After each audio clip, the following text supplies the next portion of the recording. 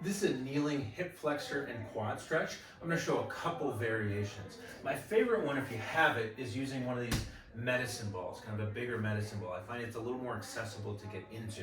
So here's the stretch. So we're gonna have this ball behind us. The knee or the leg that I'm stretching, I'm gonna get my ankle up on that ball. So I like the ball because it's not too aggressive. From there, I'm gonna bring my other front leg up into a 90-degree lunge. I have this roller here to give me some upper body support.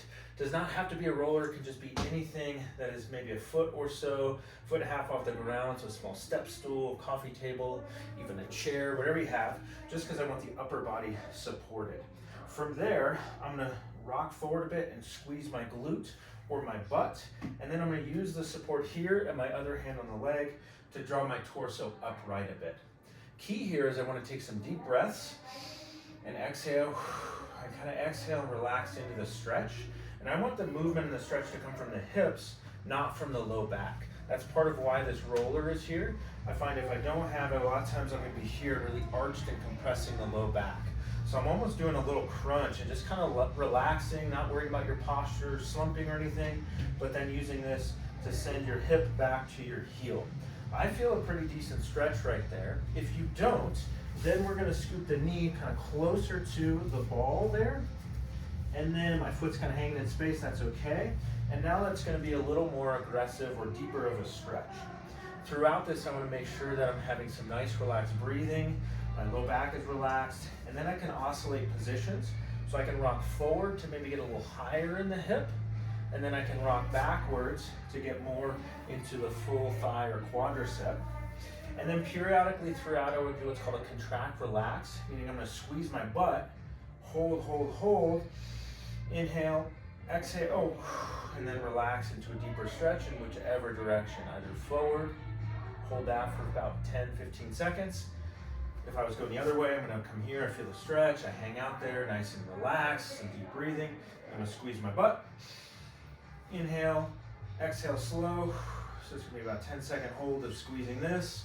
And then I relax and almost rock back into a deeper stretch. And then if you need to, of course, you can have a pad or something under your knee so it's nice and comfortable. If you don't have a ball like this, what we're gonna look for around your house is something that's 12 to maybe 14 or 16 inches tall. So this is 14 inches on this box. Of course, you might not have a box like this, but you might look for a lower coffee table, a lower chair, a meditation cushion. You might take some firm kind of couch cushions, whatever, something that's about 12 to 14 inches. And then I can now use this ball for my hand support. I'm gonna do the same thing. I come in and get there. So I like the ball because I can roll in and out of the stretch, but otherwise it's the same thing. This comes from a guy named Kelly Starrett, who's a great physical therapist, been around a long time, doing different online programs, has a lot of different unique approaches to mobility. He often calls this the couch stretch, because he originally did it on the couch, but I find that getting on the floor here can be helpful. A lot of other versions of this stretch will show it done against a wall, which isn't wrong, but it's a little more aggressive on the ankle and on the hip and on the knee. And so especially starting out, I like this ball technique where I can then, it's kind of nice and accessible, I can kind of roll that to where I need to be and come up and work in there.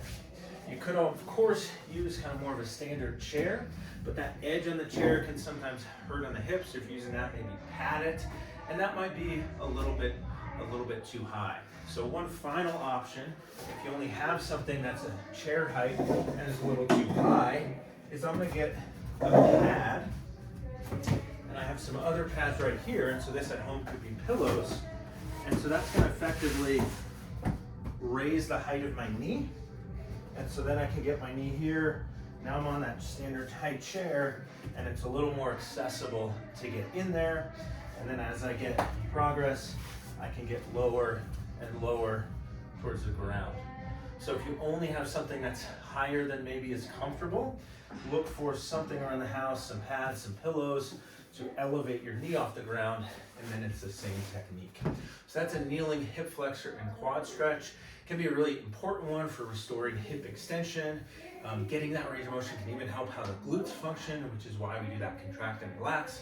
And then anytime we're stretching, you don't want to hold your breath.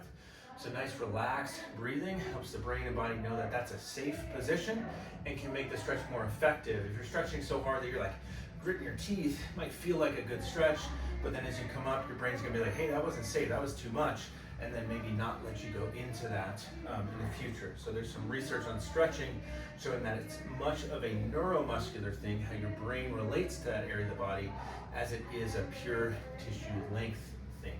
So anyway, that's some nuances on this stretch. Give it a shot. Should feel throughout just a stretch in the front of the leg, no pressure in the low back, and no pain anywhere.